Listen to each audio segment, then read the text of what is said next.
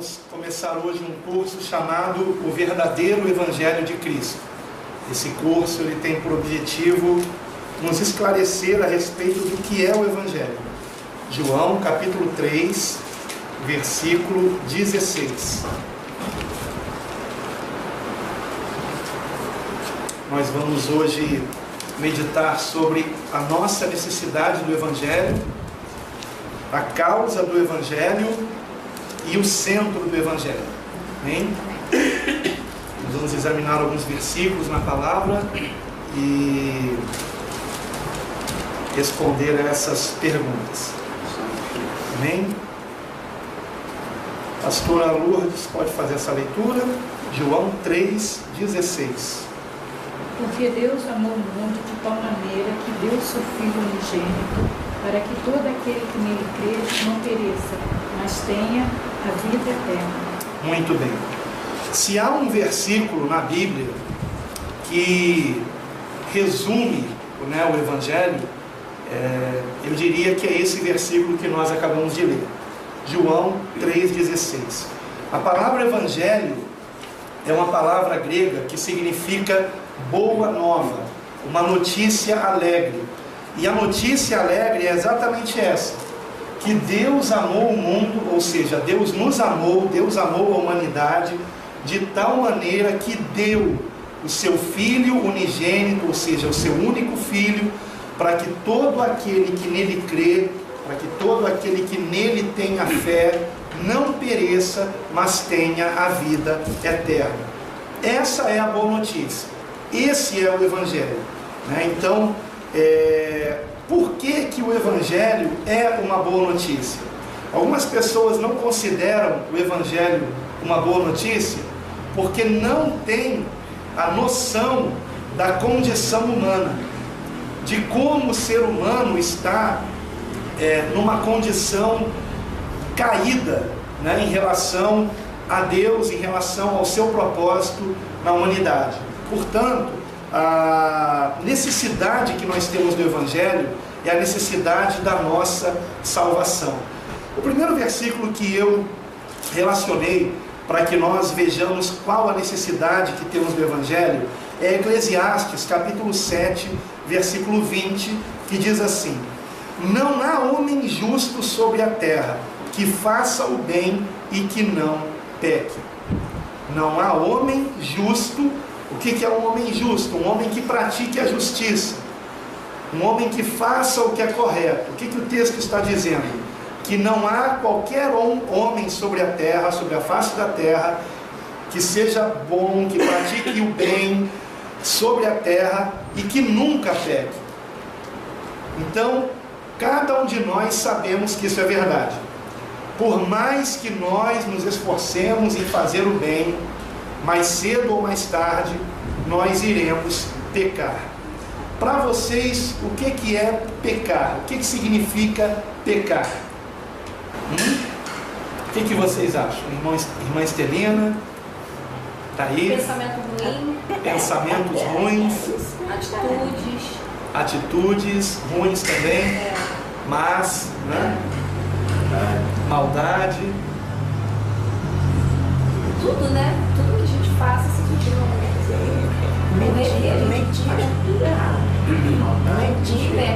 Mentira.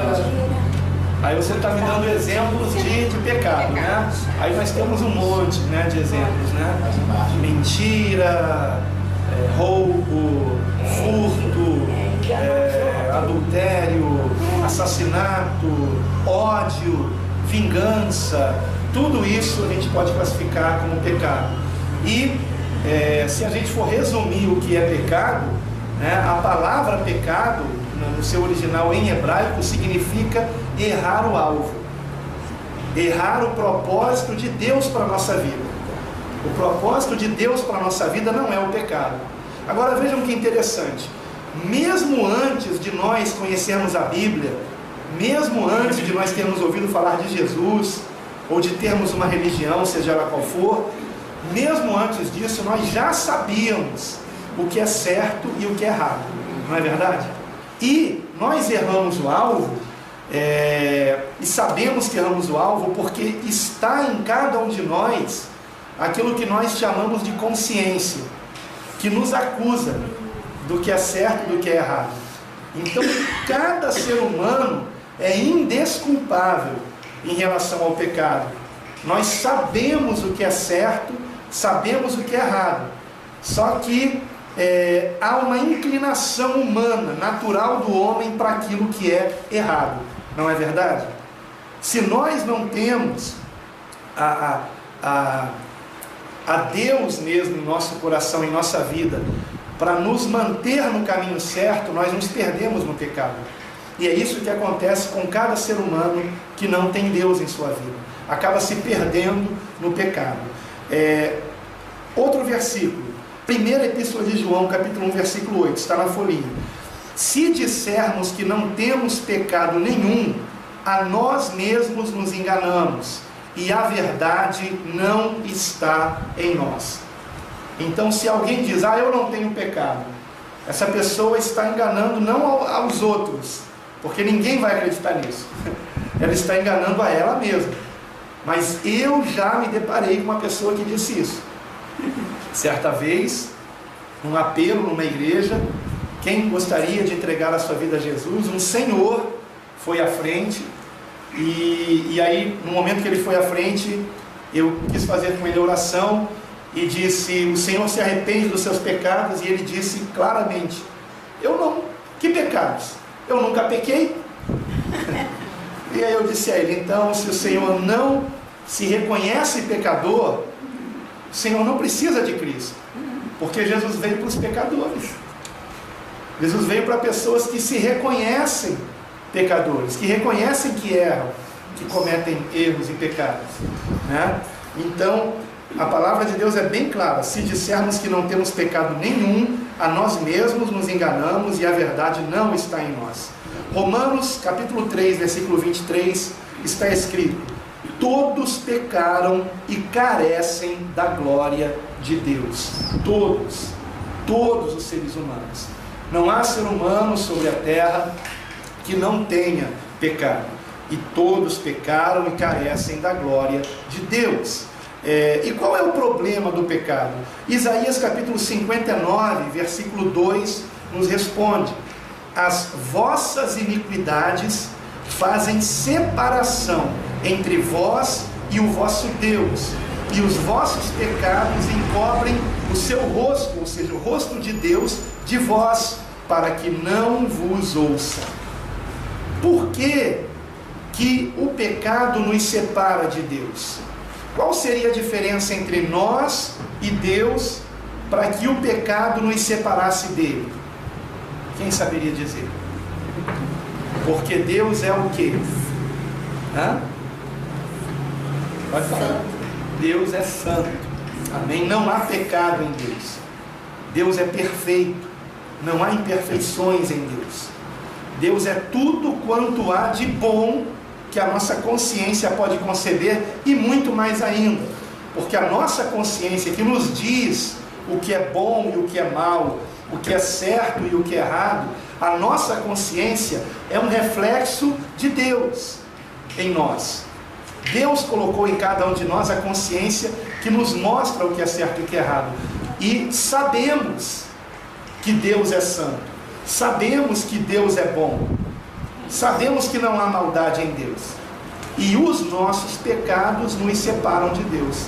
Os nossos pecados fazem com que nós não tenhamos a vontade de nos aproximarmos de Deus, porque sabemos que somos imperfeitos.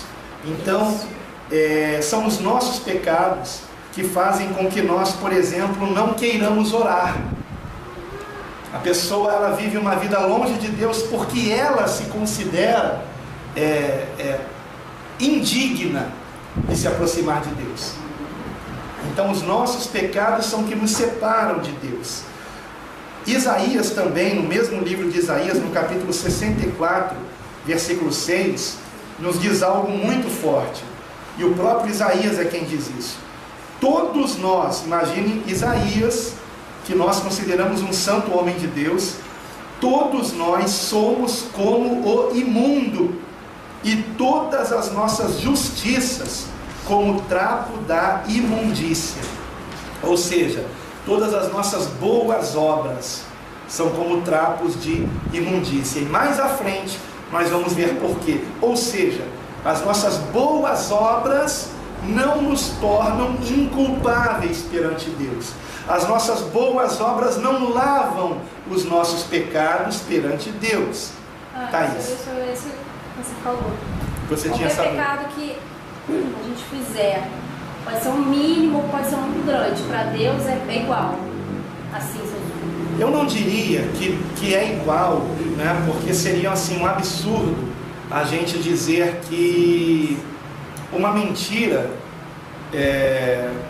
com consequências pequenas tenha o mesmo peso diante de Deus do que um assassinato, por exemplo, né?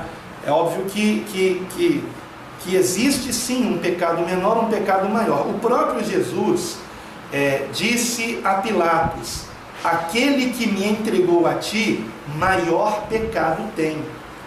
Então o próprio Senhor Jesus deixou claro que existe níveis de pecado, pecados menores, pecados maiores. Até nos 10 mandamentos nós vemos essa progressão, quando nós vemos a relação do que nós temos que cumprir. Nós vemos algo como que do mais grave para o menos grave, né? O 10º mandamento é não cobiçarás, que seria um pecado mais leve, mas o pecado começa na cobiça, né? Então, e aí vai progredindo para a mentira, para o furto, para o assassinato e para o pior de todos, que é ter outros deuses, que por incrível que pareça isso é pior do que um assassinato aos olhos de Deus. Porque aí não há esperança alguma. É mais difícil para uma pessoa que está na igreja, está buscando a Deus e depois sai da igreja, entra para uma outra religião. Isso é um pecado muito grande para Deus. É muito grande. Nós servirmos um outro Deus que não seja o Criador dos céus e da terra. E para voltar, e a pessoa se arrependeu, quer voltar? Ela pode voltar, né? Como diz o ditado, enquanto há vida, há esperança. Agora nós não podemos nos aproveitar disso, porque nenhum de nós sabe o dia da nossa partida. Nenhum de nós sabe quando seremos chamados ao encontro do Senhor. Então há pessoas que ficam adiando, né, o arrependimento, adiando o seu conserto com Deus, e nós não podemos brincar com isso. Não podemos brincar com isso, amém? Mas enquanto há vida, há esperança. Então, o que nós vimos até agora? Que nós temos a necessidade urgente do Evangelho. E o que é o Evangelho? É essa boa notícia de que, ainda que nós tenhamos pecado, ainda que nós mereçamos a condenação, porque Deus é santo e nós nos afastamos da vontade de Deus, ainda que nós estejamos no pecado, o Senhor proveu para nós, Ele proveu para nós o perdão dos nossos pecados, a salvação, por meio de quem? Do seu Filho Jesus Cristo. E essa é a diferença entre as religiões e o Evangelho. Religião é uma tentativa do homem salvar a si mesmo por meio de rituais, por meio de doutrinas, por meio de boas obras. É uma tentativa do homem chegar a Deus através do seu próprio esforço. Mas o Evangelho não é isso. O Evangelho é o próprio Deus enviando o seu Filho único, Jesus Cristo, nos provendo a salvação não pelos nossos méritos, mas pelos méritos de Jesus na cruz do Calvário. Então, o Evangelho é a graça de Deus, não é o esforço humano, mas é a graça de Deus para um homem, para um ser humano que, por mais que se esforce, não pode salvar a si mesmo. Então, isso é o Evangelho. O Evangelho é maravilhoso. Não somos nós que compramos a salvação. A salvação já foi adquirida pelo preço pago por Jesus na cruz do Calvário, por meio do seu sangue.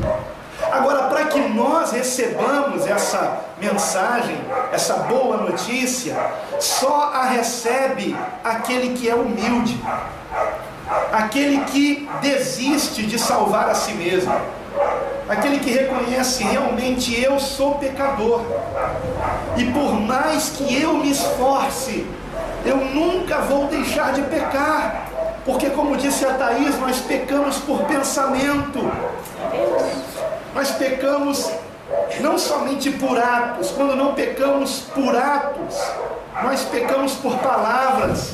Quando não pecamos por palavras, pecamos por olhares. Quando não pecamos por olhares, pecamos por pensamento. Não é? Peço a Deus para repreender palavra, pensamento e obra. O dia inteiro, né? E podemos acrescentar o que Tiago, na sua epístola, nos disse: pecados de omissão. Porque aquele que sabe fazer o bem e não faz, comete o pecado. Então, queridos, é impossível não pecarmos. Mas cada um tem o seu tempo. Eu tive o meu tempo. Né? Aproveitei um pouco, saí, curti, conheci, vi coisas. Aí tem gente que fala: cada um tem o seu tempo. Mas tem gente, pra gente demora mais. A pessoa continua naquela vida. Olha, ainda ontem uma pessoa comentou sobre isso comigo e disse assim: puxa, pastor, eu me arrependo de não ter conhecido a Cristo há mais tempo. Então, esse tempo que você colocou antes do Evangelho, curtiu. Depois que a gente se converte, a gente vê que aquilo não era uma curtição, aquilo não era algo bom, aquilo não era algo sadio. As coisas que a gente... Foi só ilusão. Só que isso a gente só tem essa noção quanto mais nós nos aproximamos de Deus. Deus é luz. Quanto mais nós nos aproximamos da luz, nós identificamos as nossas falhas. Imagine alguém que está com uma blusa branca e ela está à meia luz, e ela diz: eu estou com a minha blusa limpa. Só que quando ela sai à luz do sol, ela vai começar a notar uma manchinha aqui, uma manchinha ali, né? E ela vai perceber: e essa blusa não está totalmente alvejada, ela precisava de um sabão em pó mais poderoso, né? Ela precisava de omo, multiação. Uma propaganda aqui, será que vamos dar os créditos? Então, ou então de um Vanish, né? É melhor, olha aí. Então, queridos, a gente não está sendo pago para fazer propaganda disso não. Mas é só uma ilustração que eu quero passar para vocês. Quanto mais a gente se aproxima de Deus, mais a gente vai reconhecer o quanto a gente é pecador, por mais que a gente faça o bem. Sabe, aquele religioso que se acha melhor que os outros, ele está longe de Deus, longe de Deus. Porque uma das maiores marcas de uma pessoa que se aproxima de Deus é a humildade. Por que Jesus era tão humilde? Porque ele é um com o Pai.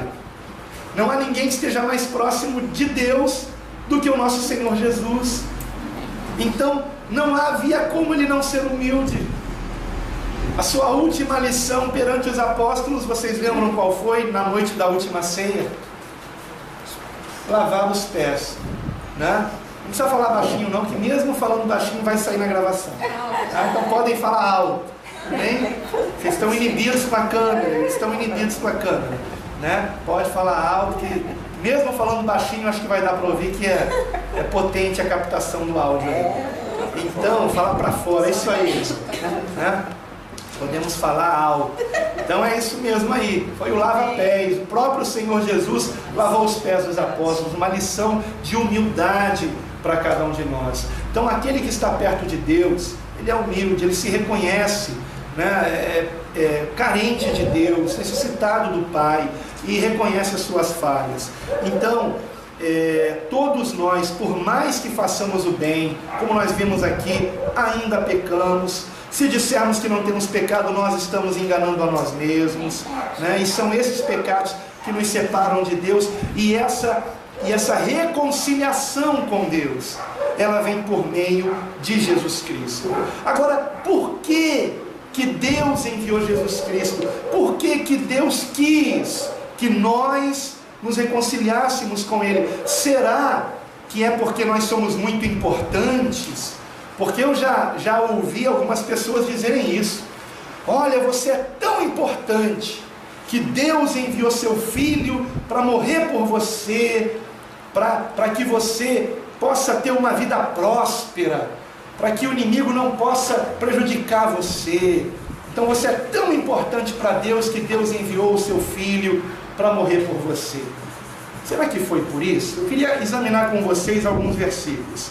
Romanos capítulo 5, versículo 8 e 9, que diz assim: mas Deus prova o seu próprio amor para conosco pelo fato de ter Cristo morrido por nós, sendo nós ainda importantes? Não, sendo nós ainda pecadores. Pecador é quem pratica o pecado. Logo, muito mais agora, sendo justificados pelo seu sangue, seremos por ele salvos da ira. Então vejamos aqui, contra nós havia a ira de Deus, e nós vamos ver isso um pouco mais adiante. Mas somos salvos da ira por meio de Jesus Cristo, e Jesus Cristo veio não porque sejamos importantes, mas porque Deus é amor. Amém? Deus é amor. Deus não quer que nenhum pereça.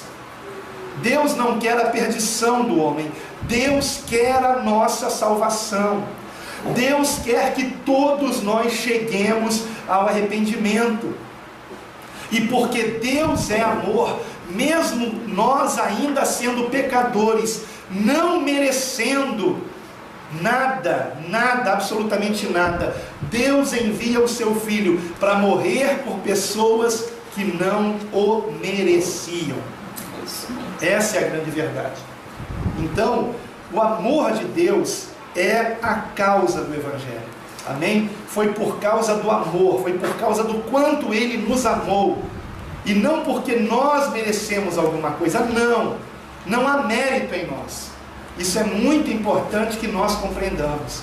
O Evangelho nos ensina que não há mérito em nós.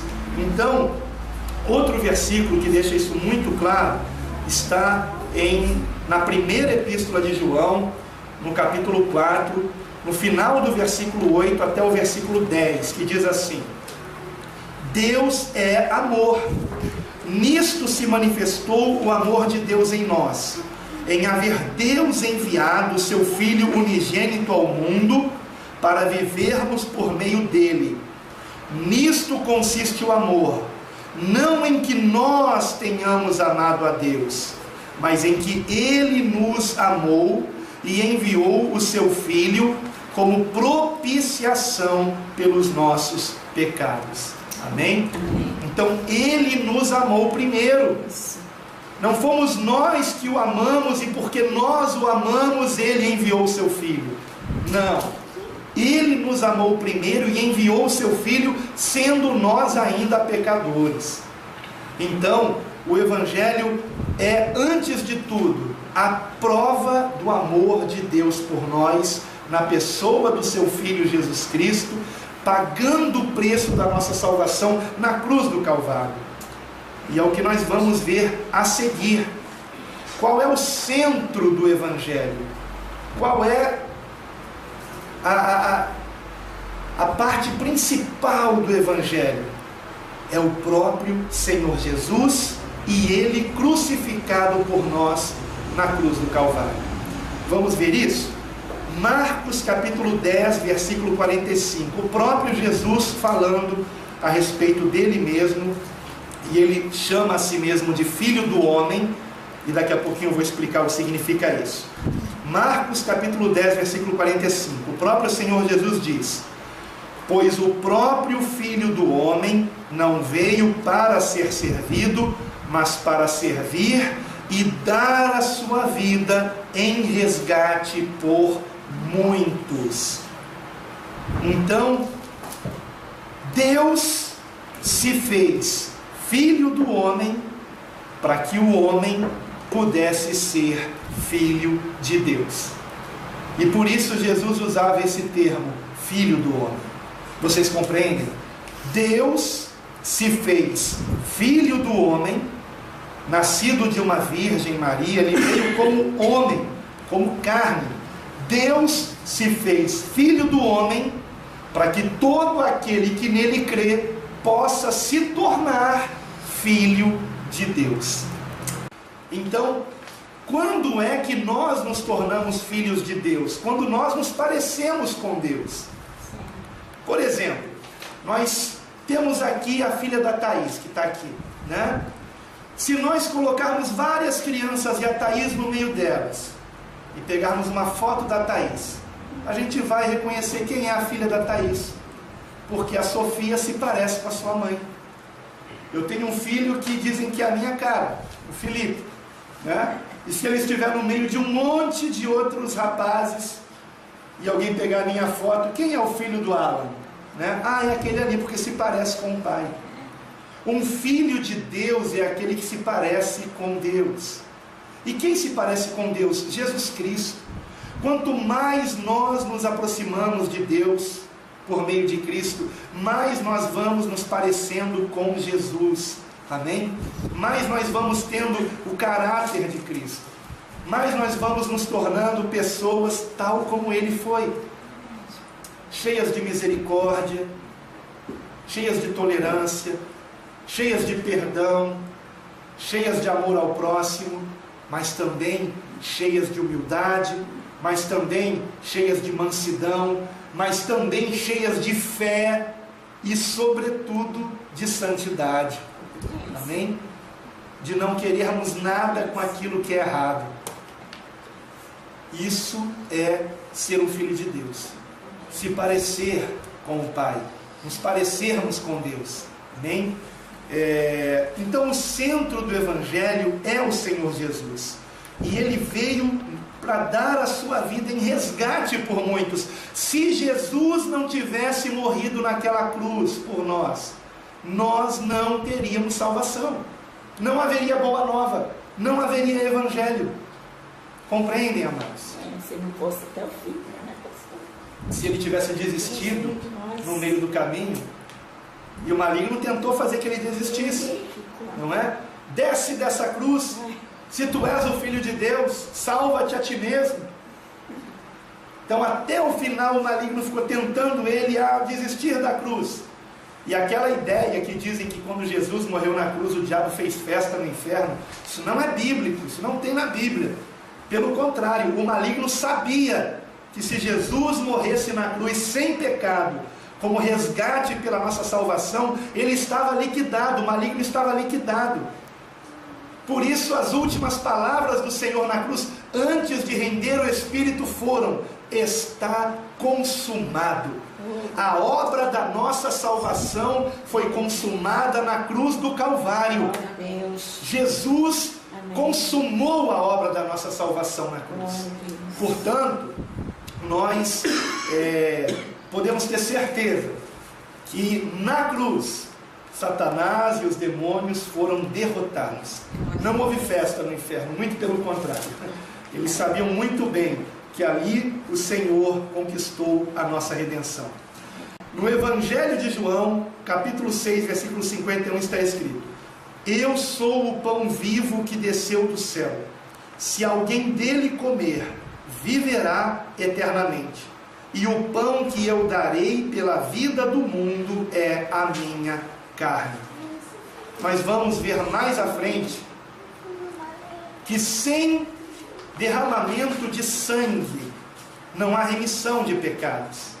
E é por isso que no Antigo Testamento haviam aqueles sacrifícios, aqueles holocaustos, aquela matança, né, de certos animais para encobrir o pecado dos israelitas. Isso era uma figura do que Cristo faria por nós. Depois de Cristo, a Epístola aos Hebreus deixa isso bem esclarecido. Não há mais necessidade de se matar nenhum animal e de se aspergir sangue sobre ninguém, porque o Senhor Jesus fez o sacrifício perfeito e definitivo pela salvação da humanidade. E nós vamos ver mais à frente como somos alcançados pelo sangue de Cristo, para que tenhamos o perdão dos nossos pecados e a remissão dos nossos pecados por meio do seu sangue. Outro texto aqui, Efésios capítulo 2, versículos de 1 a 5. Epístola de Paulo aos Efésios, capítulo 2, versículos de 1 a 5, que diz assim: Ele vos deu vida, estando vós mortos nos vossos delitos e pecados, nos quais andastes outrora, segundo o curso deste mundo, segundo o príncipe da potestade do ar, do espírito que agora atua nos filhos da desobediência, entre os quais também todos nós andamos outrora, segundo as inclinações da nossa carne, fazendo a vontade da carne e dos pensamentos, e éramos, por natureza, filhos da ira, como também os demais. Mas Deus, sendo rico em misericórdia, por causa do grande amor com que nos amou, e estando nós mortos em nossos delitos, nos deu vida juntamente com Cristo. Pela graça sois salvos. Amém? Amém. Então, Ele nos deu vida juntamente com Cristo. Sem Cristo, a palavra é clara. Sem Cristo estamos mortos nos nossos delitos e pecados. Por mais que façamos boas obras, as nossas boas obras não encobrem os nossos pecados, não apagam os nossos pecados. Os nossos pecados são apagados e a ira de Deus é aplacada pelo sangue de Cristo vertido na cruz do Calvário. Sem derramamento de sangue não há remissão de pecados. Alguém precisava pagar a culpa do nosso pecado. Não haveria justiça em Deus se não houvesse a condenação de alguém. E talvez você diga: mas como pode? E é muito importante que a gente preste atenção nisso. Como pode uma pessoa pagar o preço do pecado de muitas outras pessoas? Como pode? Uma pessoa poderia encobrir o pecado de uma pessoa, talvez você diga. E essa é a grande questão. Por que Deus não enviou para expiar os nossos pecados um querubim, um serafim, um arcanjo, um anjo? Por que Deus enviou o seu próprio Filho? Porque se não fosse o próprio Deus se fazendo homem, não haveria como qualquer outro ser no universo pagar o preço da nossa redenção, porque somente Deus tem um valor infinito e pode encobrir infinitos pecados. Vocês estão compreendendo? Isso é muito profundo. Então Deus precisou enviar o seu próprio Filho, parte dele mesmo se fez homem, para que se oferecesse para expiar a nossa culpa. E Ele se identificou conosco, Ele sentiu as nossas dores. Ele foi um homem experimentado em dores, que sabia o que era sofrimento. Os nossos sofrimentos comparados ao que Jesus padeceu, eles não são nada. Então, o Senhor Jesus, Ele se identificou conosco, por isso a palavra diz que Ele tomou sobre si as nossas dores. Vocês compreendem? Por isso mostra o quanto Deus nos ama. Ele andou por ver, né? Exatamente. Andou muito. E andou de uma forma que Ele mesmo escolheu, que fosse uma forma humilde. Isso. Ele poderia ter nascido num berço de ouro, mas Ele decidiu nascer numa manjedoura. Ele poderia ter vivido, por exemplo, em Jerusalém, mas Ele decidiu viver em Nazaré, que era uma cidade das mais insignificantes que havia na Galileia. E de tal forma que um dos apóstolos, quando foi convidado a conhecer Jesus, disse: mas de Nazaré pode vir alguma coisa boa? Porque Nazaré era uma cidade insignificante que nem sequer aparecia nos mapas da época. E por isso durante séculos acreditaram que essa cidade nunca havia existido. Mas a arqueologia, há poucas décadas atrás, comprovou a existência, descobriu Nazaré, descobriu essa cidade. Então, de fato, era uma pequena aldeia, e ali Jesus viveu. Amém? Thaís, você queria fazer uma pergunta? Deus sofre em ver os filhos dele pecando, porque quando a gente peca, o inimigo está lá adorando, né? Ele deve ficar triste, né? É uma pergunta complicada. É uma pergunta difícil para mim. Não tem sentido. Porque não é que não tem sentido. É claro que Deus se entristece, né, com a nossa condição longe da salvação, não é? O nosso pecado, ele entristece o Espírito Santo de Deus. A palavra de Deus diz isso. O Espírito Santo de Deus se entristece. O sofrimento de Deus se deu em carne, na pessoa de Jesus. Agora, eu não usaria a palavra sofre para Deus Espírito, né? Eu acho que é uma palavra que talvez não se aplique, né? Pastor, porque de primeiro, né, no começo era só o Senhor Deus. Ele disse que era dente por dente, olho por olho, dente por dente, mão por mão, pé por pé. Esse era isso aconteceu num tempo onde Deus estava mostrando a gravidade do pecado, o quanto o pecado era abominável e o quanto alguém tinha que pagar pelo pecado. Agora, a partir do momento que vem o Senhor Jesus, o olho por olho, dente por dente, ele perde o seu sentido, né? Porque Deus, ele já mostrou no decurso da história o quanto ele abomina o pecado, o quanto o pecado é grave e o quanto alguém precisa pagar pelo pecado, né? E aí é que eu digo, então Jesus paga o preço do nosso pecado. Jesus, como alguém sem pecado, ele tem um valor imensurável. Por isso que eu disse na minha pregação aqui no domingo, que Cristo tem um valor tão grande, tão maravilhoso, que quando nós somos despertados para esse valor de Cristo, nós ficamos tão maravilhados que todas as demais coisas perdem o brilho mediante Cristo.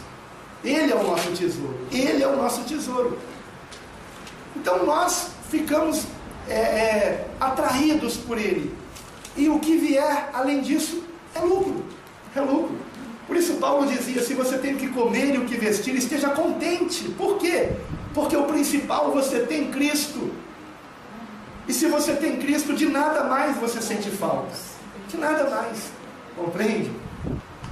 Então, é isso que nós estamos vendo, que Cristo é o centro do Evangelho. Ele é o centro. A segunda epístola de Paulo aos Coríntios, capítulo 5, versículo 19, parte dele, o versículo 21, nos diz assim: Deus estava em Cristo reconciliando consigo o mundo, não imputando aos homens as suas transgressões.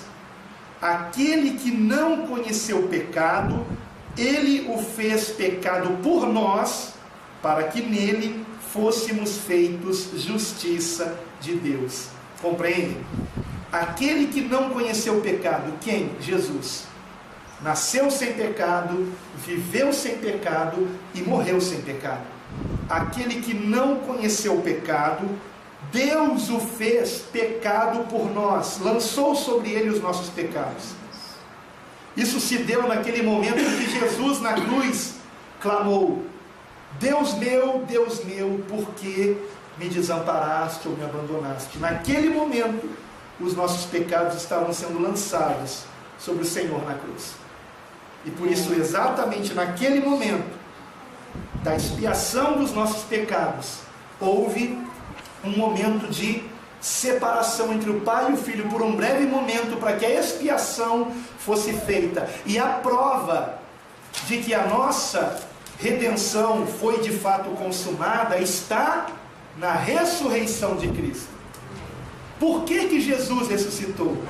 Para atestar que o Pai recebeu o sacrifício do Filho, que o sacrifício do Filho subiu como cheiro suave. Por isso Jesus disse suas últimas palavras, né? Pai, nas tuas mãos entrego o meu espírito. Ali foi como aquele cheiro suave de um sacrifício sendo queimado perante o Senhor, e o Senhor se agradou disso, e ali os nossos pecados foram expiados na cruz. E a prova disso é a ressurreição. Se não fosse aceito o sacrifício de Cristo, ele não teria ressuscitado, mas ele ressuscitou o terceiro dia. E mais à frente nós vamos ver sobre isso também. Então, Deus estava em Cristo reconciliando consigo o mundo. Sem Cristo nós somos inimigos de Deus, mas em Cristo nós nos tornamos amigos de Deus, filhos de Deus. Nós nos tornamos até habitação de Deus. Que maravilha! O Espírito Santo de Deus habita em nós por meio de Cristo Jesus.